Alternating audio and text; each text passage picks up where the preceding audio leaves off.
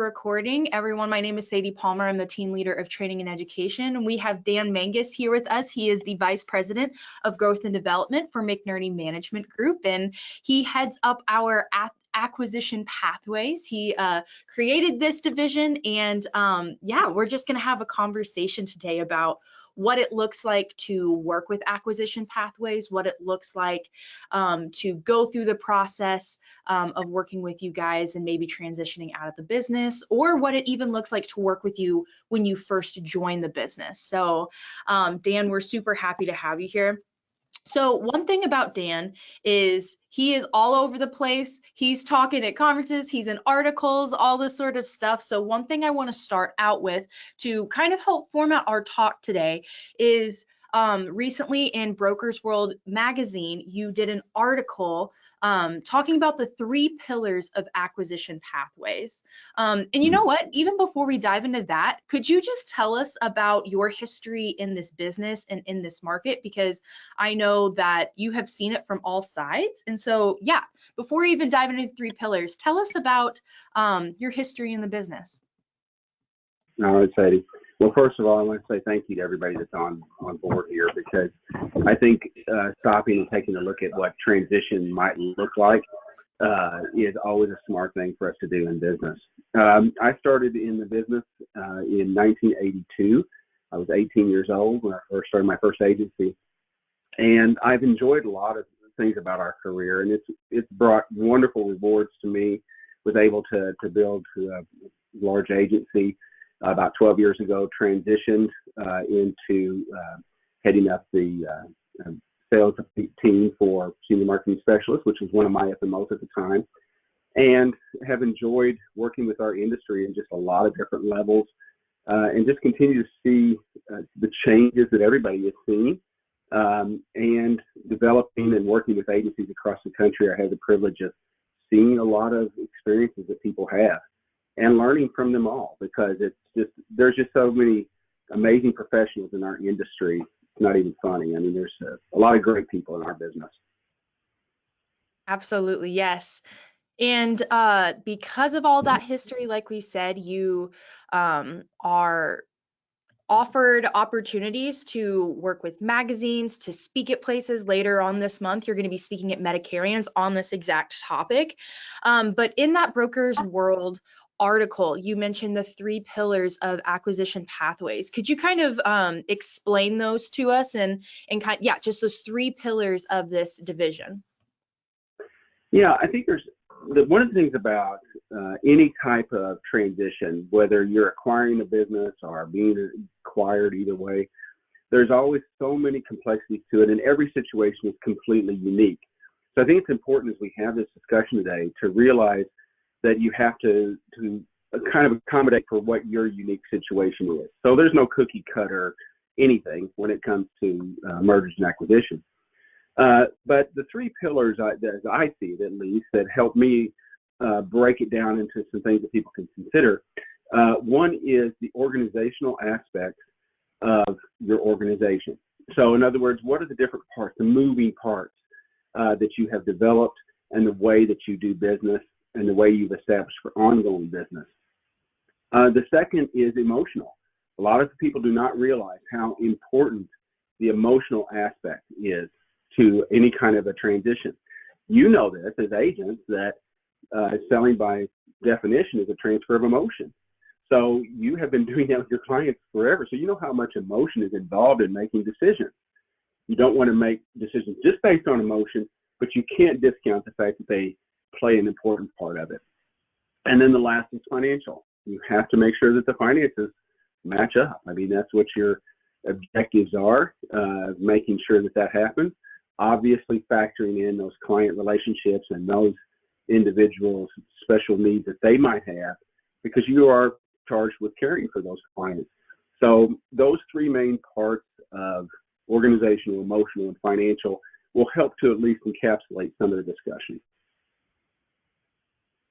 Absolutely, absolutely. So the first one that you talked about, like you said, is organizational, and we all know that nobody's no two businesses look exactly the same. They don't all run exactly the same. And sometimes it changes throughout the years. But one thing that Acquisition Pathways does is they will work with people who are just now starting in the business, not just people who are trying to leave. So that way they have all of their ducks in a row for whenever later on they can easily transition out. So what I'm getting to is, could you talk a bit about the importance of organizing your business well, making sure things are set up early on, and thinking about succession early on in the business for people who are just now getting into it?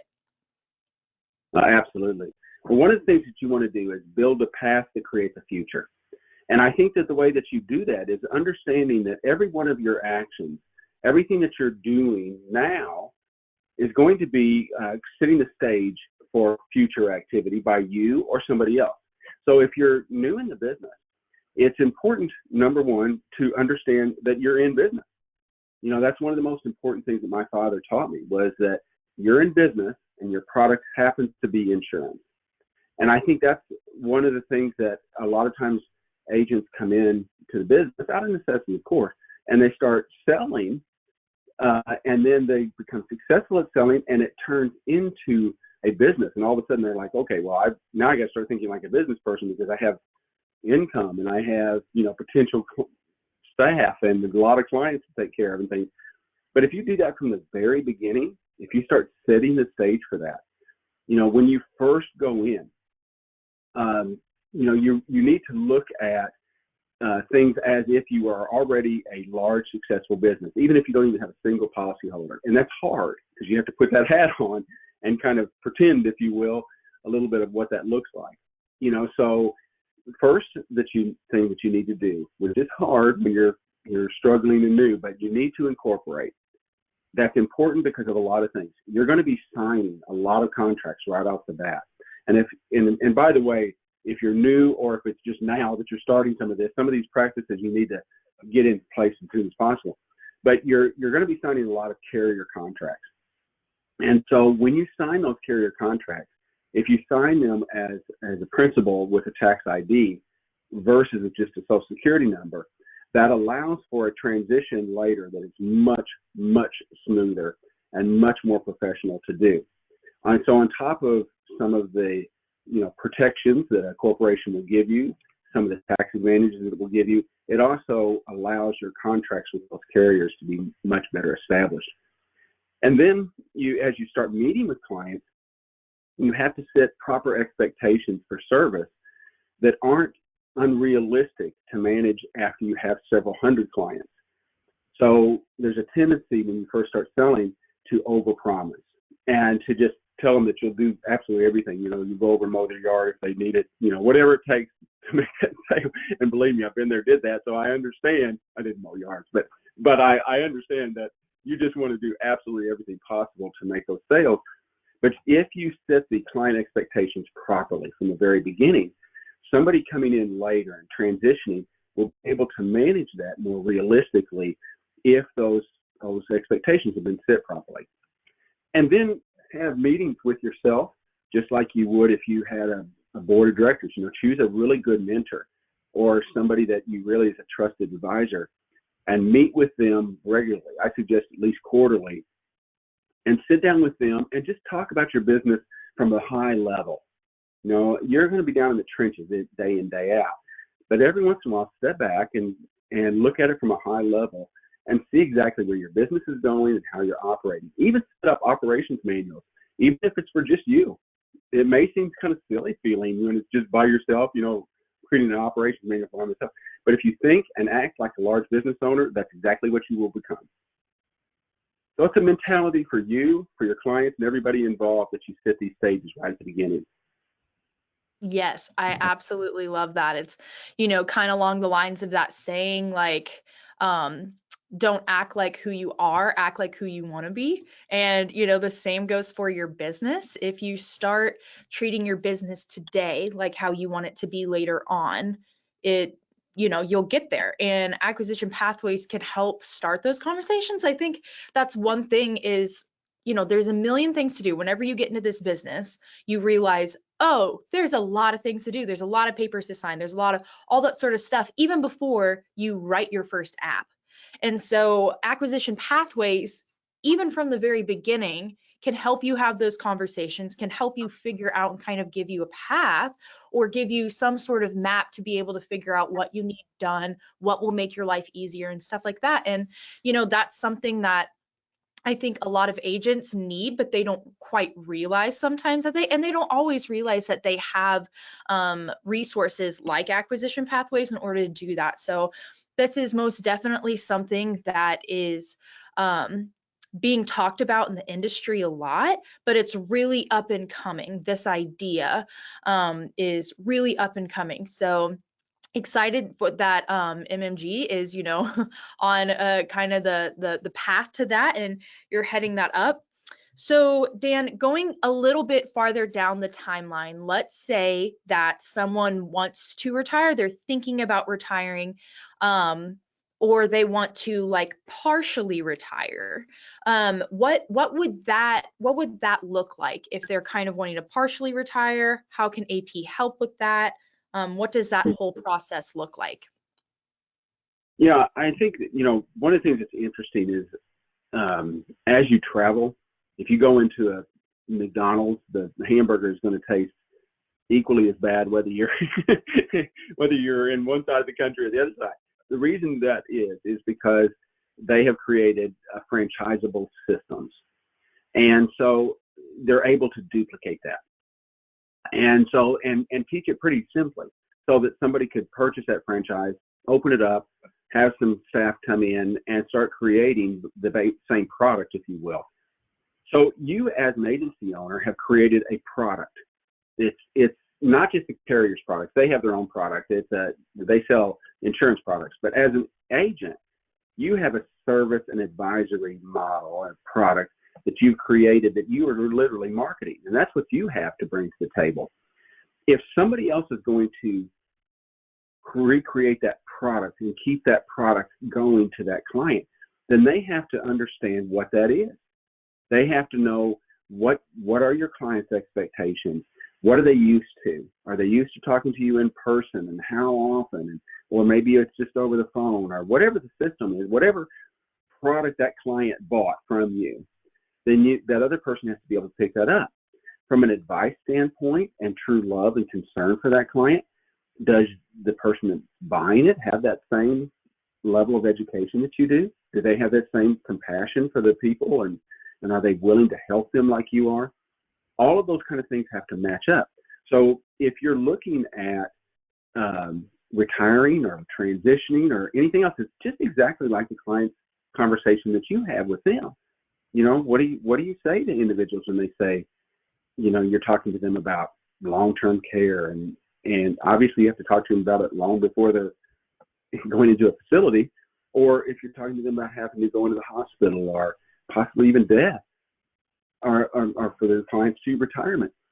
You always talk about planning ahead as long as you can, and to put things in place that in case that happens, you're able to immediately react. Well, in this case, it's the same thing. If you're going to retire or looking at that, maybe it's a few years down the line, maybe it's soon, maybe you're just starting, you still need to think about that from the very beginning. Then you have to come back and say, okay, well, how can I make sure that other people can pick this baton up from me? So that means you have to take a look and audit your contracts. What kind of contracts do I have? Who have I signed on the dotted line with carriers, and what do those contracts look like? And can somebody else look at that, and can we transition that? If I'm affiliated with an organization, are they willing to give releases for me to be able to move it and go somewhere else? If I'm affiliated with a carrier, do they allow me to sell this business? Don't assume, because not all carriers do. Do they allow me to sell this business to somebody else? And if so, what are the perimeters around that? If I'm going to transition the commission, that's an assignment of commissions, but can they also be the agent of record or the AOR? So can they service the business as well as own the commission? There's two different things. So you have to start looking at all that. So you look at your data, If you're thinking about retiring, are you keeping it in the CRM? Can somebody who purchases that pick up that information and transfer it into their system? So can they migrate your system if it's all paper? Is that organized so that, because they're probably going to take and transition that into digital. So have you looked at that? Have you assumed that your files are right? You know, there are a lot of deceased people there possibly inside your file. You know, it's hard to keep up with all that when you're busy selling, and especially the more successful you are, the harder it is to keep all that going. But the more that you think about the aspect that as a seller, you're going to be thinking about the past, you know, all the stuff that you did, how much money you made, how much all that. But the buyer is thinking about the future. They're thinking about, if I get this, how much money will I make? How can I keep these relationships going? How stable are they? And trying to make sure that you get all that kind of in place. And then when you have staff and office in place and all the different financial commitments that you make, think about those as you make them. If you're thinking about some of those transitions, think about them as you make them. So I would say, make sure your financial records are complete. Make sure your data is complete. Make sure that your carrier contracts, that you know where they are, how to access them. Get your usernames and passwords all together. Test them to make sure that you can actually get in there, even if you don't do it normally yourself. I mean, you may not even go online and look at all your statements that way, but a buyer will. A buyer will want to look at that, and then start making sure that you're mentally ready, you know, for some of this change. You know, think past it. You know, are you ready for the changes that are coming up? And I definitely want to hit on that here in just a second. That sort of, you know, are you ready for this? How are your emotions? And how does all of that tie into it? I want to hit on that in just a second. But before that, you kind of mentioned a little bit, you know, just from a different perspective, maybe if you're not wanting to sell or partially sell your business, what if you want to add on agents to your business? What do you need to keep in mind if you're wanting to add some downlines to your business? That's a good question, because I think acquisition and growth through acquisition for an agency owner is immensely important and much quicker path to growth and a stable growth than you might think. I think that if you're looking at that, you have the same thing to look at. You know, if you have staff and you were super busy during AEP, if you're successful, you probably were. Now, what's it going to look like if you have another 300 clients all of a sudden? Just boom. You know, can you handle that?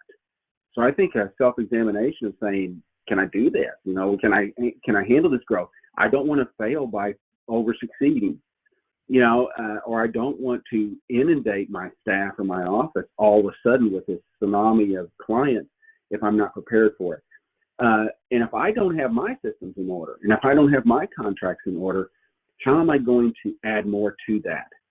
So it starts by creating space. So, like, for instance, if we were going to hire 50 new people tomorrow, we could probably go do that, right? But all of a sudden, they're going to come into the office the next day and they're going to go, okay, where do I sit? You know, where's my computers? What do you want me to start doing? And, you know, all of a sudden that growth is going to come with the responsibility of that growth.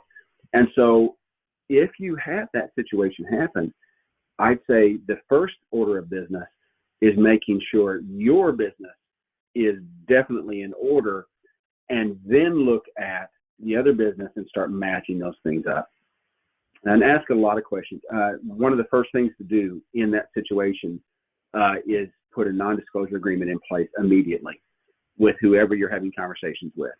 That way you can have open conversations with them. It's very important to do that. Mm-hmm. Dan, it is interesting to hear how whenever you say like the organizational aspect, it can be anywhere, you know, from large things even down to make sure you have all your passwords figured out and you have them written down and you have them tested. Agents are running a million different ways all at once every single day. There's no set hours in their week. They have a lot of things to think about. So the organizational aspect literally covers so many different things that you just haven't thought of that are big and major, but also that you haven't thought of because they seem small enough to where you don't think. And that's where your team can come in and say, hey, make sure you have your passwords figured out. Make sure that if you hire someone, you know where they can sit. So I love that. Let's go. One of the things that, I'm sorry, I apologize. No, I was just going to say, when I visit agencies, one of the things that I do very often with the agency owner is have them go out and sit in their lobby for 10 minutes. And I know that sounds like a strange thing to have them do, but they need to, because they're so busy in, day out, that they don't necessarily, or they might take for granted what their customer is experiencing. And they sit there and they look around and all of a sudden they see the wallpaper maybe peeling, or, the Good Housekeeping magazine is from, 1971 or, whatever. They start seeing that. And I think that's kind of the same thing that you have to do. If you're going to acquire a business, go out and sit in your lobby for a little bit.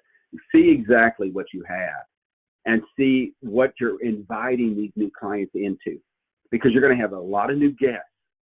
And all of a sudden they're going to be coming into you, and that's the reason why you have to really have good conversations with what you're buying, because those people bought from that agent because they liked that agent to work with for some reason.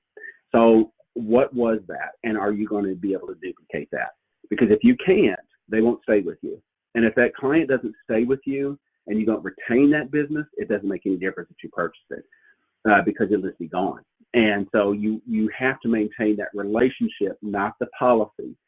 The policy obviously has to be retained, but the relationship is what keeps that policy. And so don't just factor the finances and the policy and the contract and all that into it. Factor that relationship maintenance into your acquisition. I love that. Dan, let's go ahead and talk about the second pillar, the emotional side of being able to sell. I think that this is one thing, the first time that we had a big meeting and you guys announced acquisition pathways, this was the thing that stuck with me the most, because this is simply something I just never thought of as someone who is, newer in this industry. The emotional aspect of having someone else acquire your business, or taking just one step out of the business. Can you talk a little bit about how you talk with people, or how you, what the conversation looks like whenever you're like, hey, are you ready for this? Can you just talk about, that emotional pillar? Sure. Well, anybody on here that has built an agency, and our block of business, or it doesn't necessarily include brick and mortar. Just if you built a group of clients, that it's not easy. It is very, very difficult. You're living on commission only. You struggle through everything, and you don't do that if you don't have passion. You quit. You go to do something easier, because you can't be completely with it and stay in the insurance business. All of us are a little bit crazy, I think, to do it, but it's a wonderful thing to do.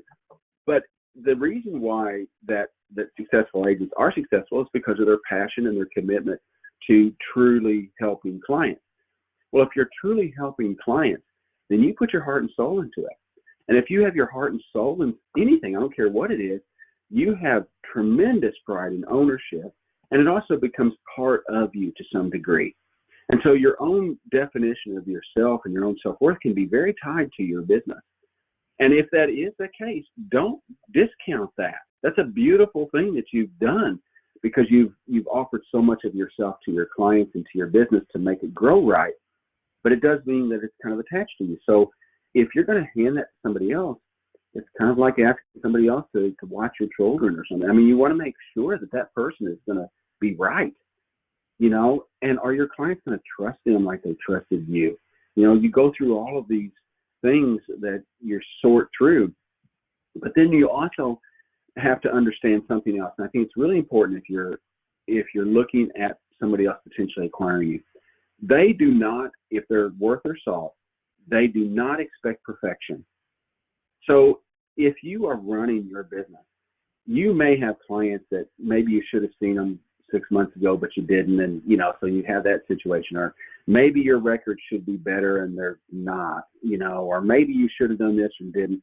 A lot of things like that can come into the picture.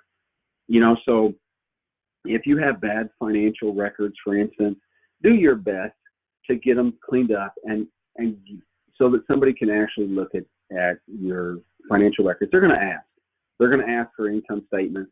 They're going to ask for profit and loss statements and things like that. If you're not familiar with what those are or haven't been creating those on a regular basis, meet with an accountant, sit down and kind of go over and just say, hey, listen, can we put together as much as we can?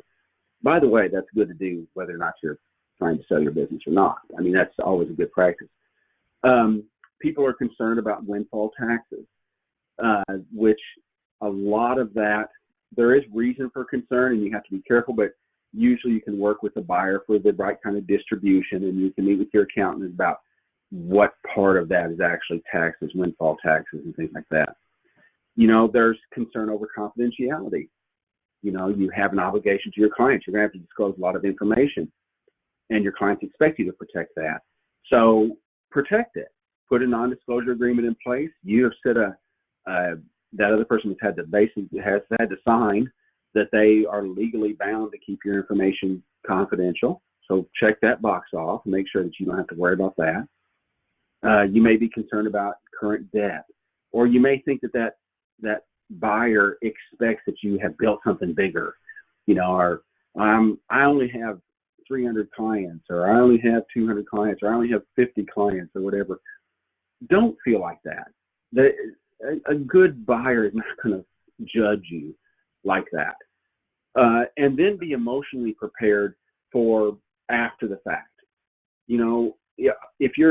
If that is, people coming to you for advice every day can be rather addictive. It's nice to have people kind of look up to you and look to you for wisdom. And if you don't have somebody coming into you every day doing that, how are you going to feel about that? Are you going to be kind of okay with that?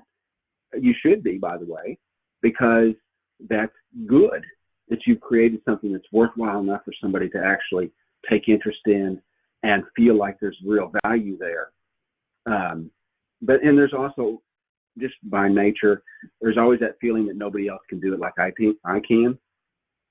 But think about something that Zig Ziglar said, and that is, if you're not replaceable, you're not promotable. It is a good thing to make yourself, to a large degree, replaceable, because it makes other people understand that you have enough humility to understand that you're mortal, and that you have their best interest in mind for long-term care of their needs. And the only way you can do that is if eventually somebody else is going to take that and run with it. As years pass, all of us will experience that at some point, whether planned or unplanned. So it's much better to have it planned. Absolutely. I think of those stories that we hear of agents that have been in the industry for so long that they've been able to take care of the parents, and then they've even been able to take care of those people's, children or relatives or something like that. So, it's more than just those individual people. It's families. You become part of families, and these people, you are someone who knows very intimate things about their health.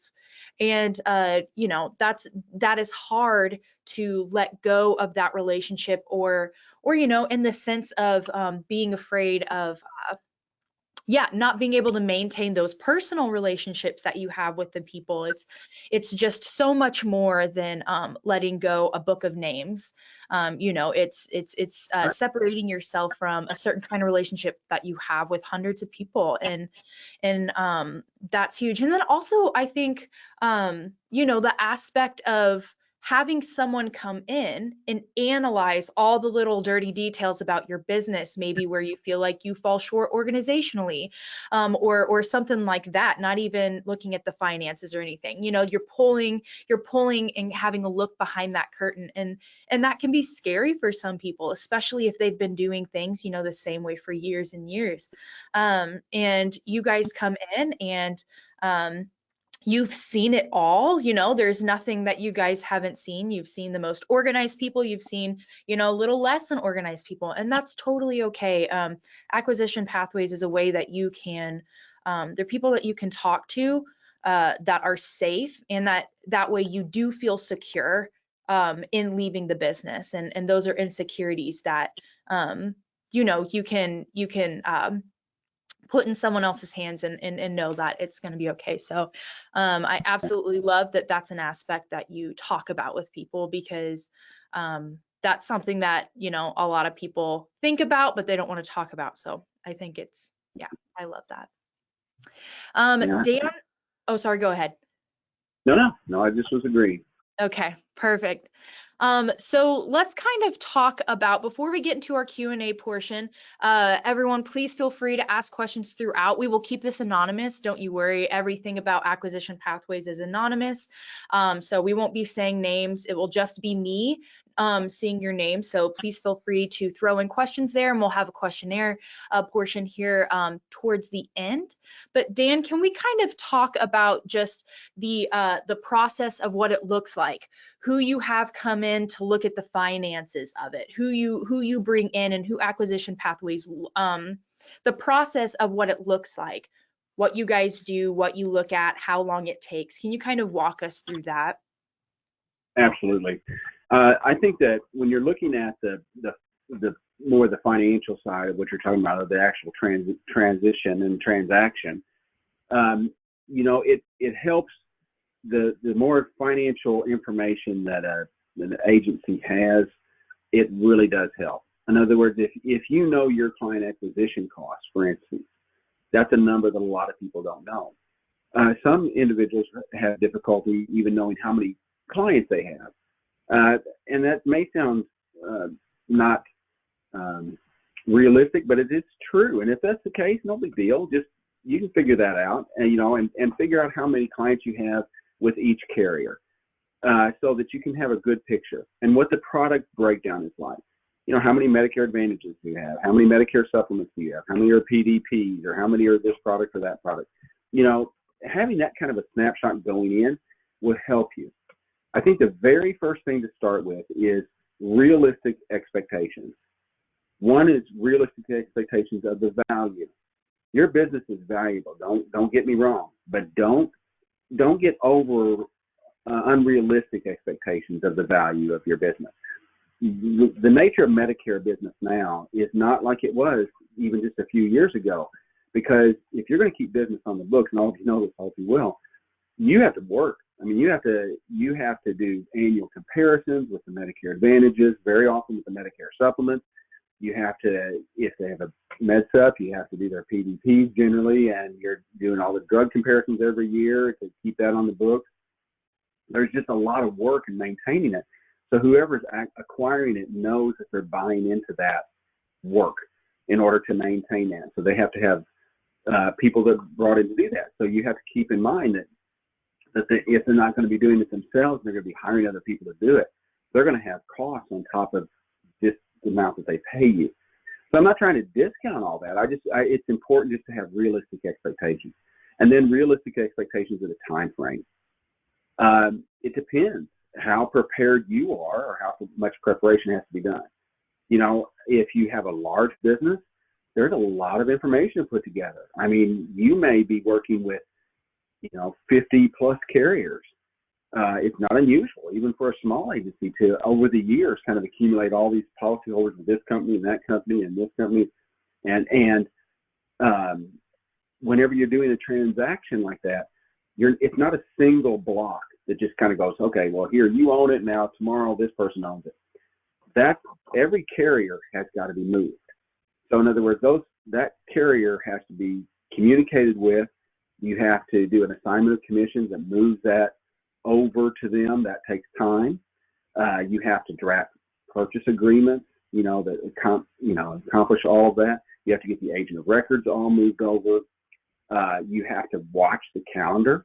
It's really important to watch the calendar because the time of the year matters. You do not want to try to do something in October, November, December during AEP when all this transition is happening. A buyer won't want to do it. I can tell you that right now. And a seller shouldn't want to do it because when you go to value it, you don't know the life expectancy, if you will, of that policy because it hasn't gone through the most recent AEP. So the time of the year becomes important, and then carriers have blackout periods during that time where they don't even allow contract transfers unless, extenuating circumstances. Sometimes some carriers not even in that case. And so you have to watch that. Another thing too, just as a side note, is don't let your licenses get down to the last minute to renew. I've had a couple situations I've dealt with just recently where that individual, we were planning a transition, they let their license get right down towards the end of it, and in one of the situations, the person passed away, so we were trying to deal with a transition of a block of business with a non-renewed license. Even though the person was deceased, the license was still not active. And I know that sounds crazy, but there's a lot of crazy things about this business. So keep your certifications, even if you plan on selling, keep it for the next year because you do not know how long all this transition is going to take, and keep your licenses up, well ahead. Then look at your carriers. Carriers are going to vary by retention rates, so their values will vary. So when somebody professionally values your block of business, and we use a company called Access Capital. Integrity owns Access Capital, and they are a professional valuation company, which means basically kind of the same way as a company that would appraise your house. They can't come in and just throw whatever kind of number because they have to be able to throw a number out that's based on comps and based on, that would hold up in court as an actual valuation. Because in a house, a lender would be looking at it and everything else. The same exact way with this, that you have a professional valuation company has to not just throw numbers that they personally think are the right value. They have to throw out something that would literally stand up in court if somebody questioned whether or not that was an accurate valuation. So we use Access Capital to do that for ourselves, and they gather all the statements and then they start looking at the policies individually. Going back to the planning, if you have as earned commissions, then that's great. If you have advanced commissions, just keep in mind that whoever's going to be valuing that is going to look at that as a debt. Any unearned commissions, if you will, that you've been advanced is a debt because that policy might not stay in force once they acquire it, so they have to discount that amount that you've been advanced. So as soon as you can get on as earned commissions, if you're not already, you need to do that. That's really hard when you're first starting out because you need every dollar that you possibly have. But if you haven't done there, try to get to it as earned commissions. Make that a goal of yours to work off of as earned commissions. And then we're going to look at any outstanding obligations. The leases that you might have, equipment that you might have leases on, and things like that. Any staff, what kind of commitments have you made to staff? How much are they making? What kind of benefits? Do you have a structure? Sometimes in small agencies, it's family or whatever that they have working for them, and it might be just like, oh, well, we let you take off whenever, holidays, we have 45 a year or whatever, but the buyer may go, well, we have 12 holidays a year and we have 2 weeks vacation each year, and we don't have benefits, or we do have benefits, or whatever. And so you want to make sure that if you're committing your agency and your staff and everything else to something, just keep in mind that whoever's purchasing it is taking on those commitments too, and it's going to factor in what the actual value is. And then another thing too is I get asked a lot of questions about multiples. Well, what multiple do they use? Well, keep in mind that every business is different. Every business in every state is different. They all have different state laws. Missouri, for instance, has Missouri Anniversary, where you can just switch any, on the anniversary of that policy. A lot of states have birthday rules and things that make the business less stable. So it may be less valuable because they're going to look at the retention of that. And some carriers have not good retention rates. There may be a carrier that's not some real off-brand carrier with bad retention rates. So you want to have a good carrier and things like that. So I think that's what you were talking about, if I'm not mistaken, saying some of those kind of things that you start looking at. Yes, absolutely. Now, appraisal factors, the policy-specific appraisal factors, mix of business is going to be one. They're going to appraise different based on the type of business. There's not necessarily, is MedSup worth more than MA or whatever? Not necessarily. It depends. It depends on the policy, the year the policy is in with the carrier. Some carriers stop paying commissions on the 7th year. If that policy is in the 5th year or 6th year, then it's going to have a lot less value than a policy that's in its 2nd year. So that's going to get looked at.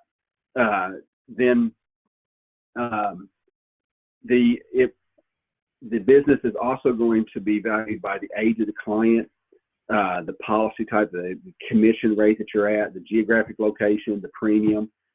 There's a lot of things that they're going to look at, but most valuations are done policy by policy. Every once in a while, somebody will say, I'm going to send you my P&L. I want you to tell me how much it's worth. That would be nice. I would love to be able to do that, but you really can't. You have to look at the block of business, which goes back to what I was talking about before with the NDA. If you're going to do a good transaction, something that's actually going to give you the dollars that you deserve and going to set the stage for success, there's got to be a lot of information exchanged, a lot. And you just don't do that without having some comfort level with each other and knowing who each other is working with. Yes, absolutely. Dan, we do have someone asking, does Acquisition Pathways help a business grow through acquiring a Medicare business? So I think one thing that we can talk about, kind of going back to the basics here, it's called Medicare Pathway, or I'm sorry, Acquisition Pathways. So that means that there's different pathways throughout this division. Can you kind of explain what those different pathways are? Absolutely. A lot of people think that they sell their business because they're retiring or something, and that's true. I mean, some people do, but it's very often so that they can just focus on a different product line. They may want to maybe have a financial practice and also have Medicare business. They just want to focus just on their financial practice. Other times it's illness or whatever that might be dealing with that. So there's a lot of opportunity out there for agencies that are wanting to grow through acquisition, a lot of opportunity. And so, which is also another reason, by the way, to always be a good competitor. When you're in a small community, my agency was a very small community. All of us knew each other like tremendously well. If I had built bad relationships with those people, it would really have hindered my business terribly. So be a good competitor off the bat. But there is a couple things to look at. One is if you're looking at a growth through acquisition. One is you absolutely have client acquisition costs, whether or not you are getting all your business from just referrals or whether you're marketing for them or whatever. Figure out what that is, and then figure out what, as an agency, that you currently have as a lifetime value of an average client. The way I always suggest doing that is looking at like 40 clients. Just take them randomly, pull them from your files, and then see what they are. And then you can use that like a multiple. But and factor in out every piece of what it costs. So like say, for instance, you have a client acquisition cost of $250, but the lifetime value of that client is $1,250. You know that that's a profitable thing to do. All day long, you can trade $250 for $1,250. I mean, it's a smart thing to do. In acquisition, that acquisition cost may be, or may not, but may be higher than your normal client acquisition cost. Let's just say it's $450. Well, if you know, though, you're trading $450 for $1,250, it's still a smart business thing to do if you can do it. If you can do it realistically, financially, if it's a good piece of business that fits in with what you do, if it's in a geographic location that you can manage, etc. You have to make sure of all that, because like I said before, that person bought from that agent because they connected with that agent for some reason. You need to know what that is, and can you reduplicate that. But both of them, whether you have organic growth or acquisition growth, both have a client acquisition cost. As long as that client acquisition cost is in a realistic area where it doesn't exceed your lifetime value of that client, then you know that you will eventually make money. Now, the thing that you have to look at is how long before you make that money. You know, in other words, if I'm paying 3 times what I'm going to make every year off of that for that client, it's going to be at least 3 years before I turn money on that client, unless I do 2 things. One is unless I expand their product base that they have, or have them in products that I make more dollars on. Or possibly as an agency owner, you may have a higher level contract and immediately make more money than that agent was making on that piece of business. So they may have a higher value to you than they had to the person that you bought it from. So look at your way of doing business. That's the reason why needs analysis becomes so important, and that being a practice so that when you acquire a piece of business, you can really maximize the value of that client potential to you. That adds immediately to your bottom line. So your cost of acquisition, and then looking at what compound growth actually looks like for you. So if I have 200 clients, then I'm probably going to get X number of referrals off of those 200 clients. And there's also X number of centers of influence inside of those clients. If that's the case, then I'm going to be maximizing that and growing that immediately if I add 200 more clients right off the bat. If I'm just growing, then I will have incremental growth, but it's going to take time for me to go from 200 clients to 400 clients. But if I have 400 clients immediately, then I have all those centers of influence and I have all those additional referrals, and so my growth compounds by acquisition. So it's not just growth, it's compound growth that you see through acquisition. So there's a lot of those kind of things that we can help you work with and things to look at. There's something that you might want to look up sometime called the Rule of 70. And it's an easy way for you as an agent to determine how quickly you would be doubling your business at your current growth rate. So you divide 70 by your annual growth rate, and you'll find out how long it will take at your current growth rate to double your business.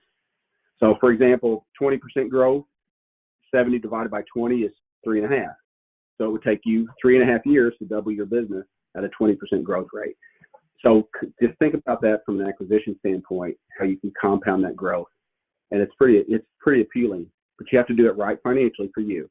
Don't get in too deep doing it, and be careful with that. And then another area that we probably don't have time to go into too much, Sadie, but if you're doing this with family, which is often the case, the principles are exactly the same, but more complicated because you have family in it. So I'd love to have a conversation with anybody that's going through that, because that has some special kind of things to consider, especially around financing when you're dealing with family.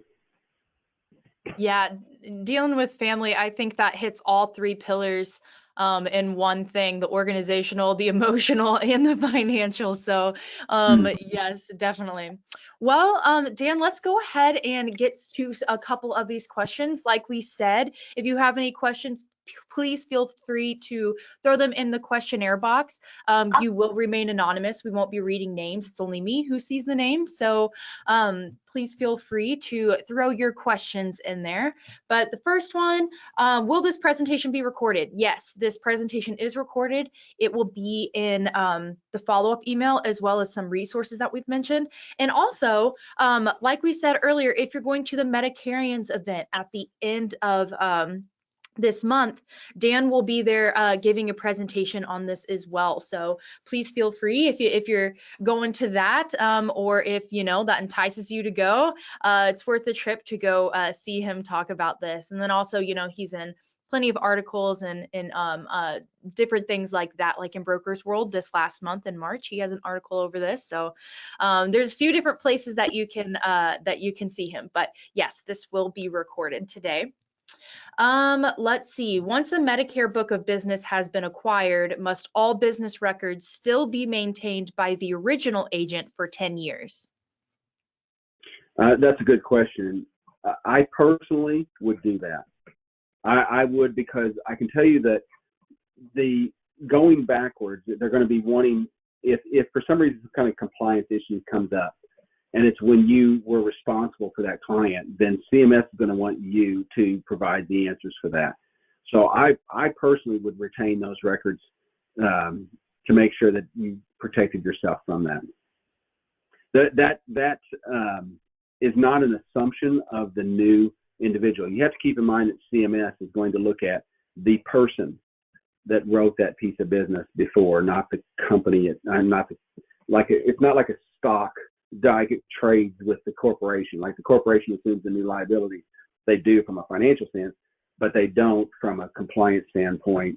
You still would be responsible for that. So I would personally keep my records. Yes, that's a good question, especially, compliance is a big topic right now. Everybody's thinking about it. So yeah, that I can see how that could be top of mind. While we're waiting for a few more questions, we'll be around for just a few more minutes, so pop those in there. But Dan, just for people who are curious, what would it look like if someone had a phone call with you, if they decide to connect with your team? Are they committing to anything? What's like the level of like seriousness someone has to be about working with you all in order for them to talk to you? Number one, it's highly confidential. It would be between myself and whoever I'm talking with. And number two, it's definitely not committal, because that would not be good business sense for them or us to have a committal conversation before we even know what in the world we're talking about. So there's nothing about that at all. In fact, I think it's really good to bounce ideas off of somebody that you can just see what their thoughts are on it. Because you may find, and have on many occasions find, that it's not a good thing to try to acquire a business or to sell a business sometimes. I mean, it's just, everybody's situation is so unique. I mean, they're so unique. But no, number one, it's confidential. Number two, non-obligatory. Awesome. And I know that another question that we often get is, how long will this process take? And I know that kind of goes into what you're just talking about. Everybody's looks completely different, but yeah, oftentimes people are like, hey, if I start this conversation, how long does the whole process take? Could you kind of speak to that? Yeah, I think a couple things to keep in mind is, number one, it depends on how readily the information that you have is available. So pulling all the commission statements from all the carriers can take a little bit of time. I mean, it kind of depends if you have all your logins together and everything else, or you have to chase those down, or if it's just you're not really even sure of all the carriers that you have. That sounds like it wouldn't be a problem, but it actually is. Making sure that you have every single policyholder kind of present and accounted for. How accurate are your CRM records and things like that, so that we can be sure that we have everybody that we're looking at. That takes a little bit of time. The initial discussions, it's kind of back and forth before you get to that point, take some time. I mean, you want to make sure that you have good conversations so you know you're heading in the right direction, so that you can kind of move to that next, if we're good organizations to work together and we feel like there might be a plan for, transition of those relationships, then we move into the, financial side. And so if that is the case, then you start getting those statements together. Once the statements are gathered and the information is gathered, it's going to go to the individuals that are going to appraise it. That depends on the time of year. Sometimes some time of year are extremely heavy for the appraisers and the carriers, and so that can kind of delay things just because there's a massive workload. But that usually takes a few weeks to value it. And then once the valuation is done, a purchase agreement is drafted. If it's pretty cut and dry, those purchase agreements can be somewhat cookie cutter to make sure that they legally protect both parties. Once that is in place and that is signed, well, first you're going to get a purchase offer, sign off on the purchase offer. Then a purchase agreement comes into play. That gets signed off on. That purchase agreement will have an assignment of commissions attached to the purchase agreement generally, and for every carrier. And so those have to kind of go out to all those carriers. Once that carrier receives the assignment of commissions, then they'll start processing those and transferring that business over to the potential buyer. Once that is all done, that's when the closing usually happens. So there's a real level of trust there, because you have to keep in mind you're moving business through this purchase agreement before the closing or the dollars change hands to buy it. But once those assignment commissions get completed, or at least the majority of them, then the closing can happen and the checks can get processed. And generally in most agreements, there is a holdback of usually 20%, 20-30%. That's a holdback usually about a year to make sure that business has transitioned over properly. And some of those agreements, depending on who you're working with, will have a retention clause in it, to basically that a certain percentage of the business had to have stayed on the books to pay out that balance to that other individual. It's just kind of a security that most purchasers will say, okay, we're going to have some holdback to make sure that, that this piece of business is going to go south, or that you don't breach your contract and start soliciting to them or trying to move them to somebody else, or get your cousin to start moving them to somebody else or something. That all kind of happens. They just want to make sure everything is solid. So there's some time that's involved. It doesn't have to be excessive, depending on the size of the agency. And then sometimes there's the physical office, that a person has to kind of take over that. They have to transition all the staff. They have to train the staff. They have to move their data over into their CRMs and things like that. And then they have to, to assume all the leases and those kind of technical parts of the physical buildings and physical staff. And then the other factor we haven't talked a lot about is downline agents. And also, if you're an agency owner, make sure that you're the person that's signing your contracts. Don't have one of your staff do that, or one of your downline agents sign your contracts for you. They may have much more control over it than you might think. And there's a big difference between assignment of commissions and versus having the commissions in your downline. A sub-agent versus an LOA. It's a big difference in all of that. For sure. But we can walk you through all that part of it. Yeah. And I think, that what you just said kind of ties it all back to what we talked about at the very beginning, is making sure that who has what control, that things are set up correctly in the way that they are. And that can start now, whether you just started in the business or you've been in it for a while. We can have those conversations with you. Right. We have one more question, and then we're around an hour, so we'll get you guys back to your day. But we do have one more question. What happens if a CMS issue arises, but the original agent is deceased?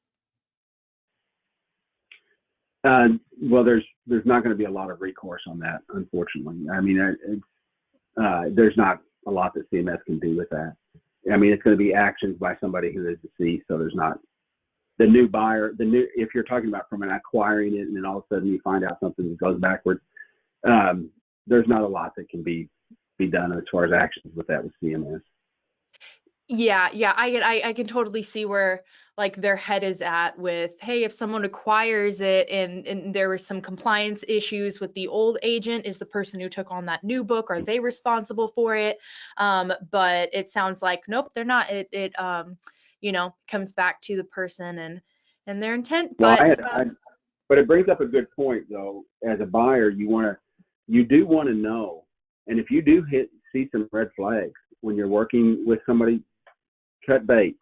Don't, if you got an uneasy feeling, just don't do it. I mean, it's like anything else.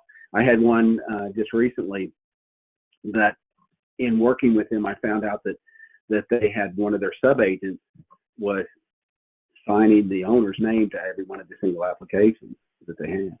If you have a situation like that, it's like, okay, we're not going to buy that. We're not going to buy something if we know for certain that it was, built on false pretense. So again, you do your due diligence with it. Make sure that you're, as much as you possibly can, know that you're buying a clean block of business. But there's certain circumstances as far as some of the compliance issues that we can obviously address them individually. But if you do have a compliance issue and you're looking at retiring or selling your business, clear it up. Don't ignore it. Don't bury it. Don't act like it doesn't exist. Clear it up before you try to transition that block of business. Awesome. Well, Dan, we will go ahead and wrap this up. We do have someone asking for the Senior Marketing Specialist phone number.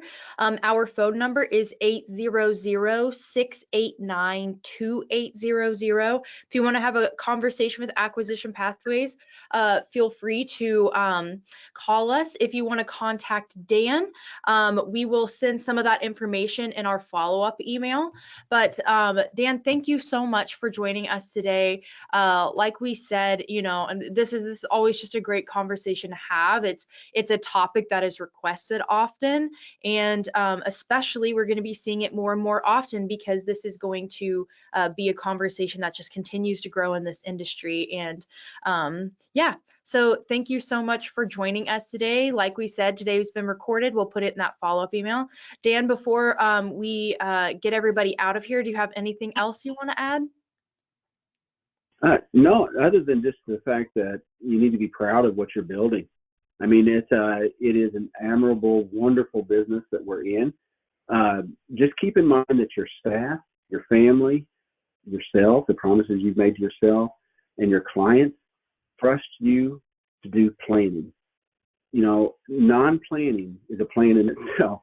So don't let things just happen because they had to. Plan ahead. Even if you're not planning on doing something right now, at least have a plan in place because ultimately somebody's going to have to pick up that baton. So just enjoy it and recognize that it's a way of assuring to everybody that you know and that plans on depending on your decisions that you've made good decisions ahead of time so that they're taken care of. Awesome. Thank you all for being here. And Dan, thank you for being here. We will let you all go. Thanks again. Take care, Sadie. Thank you.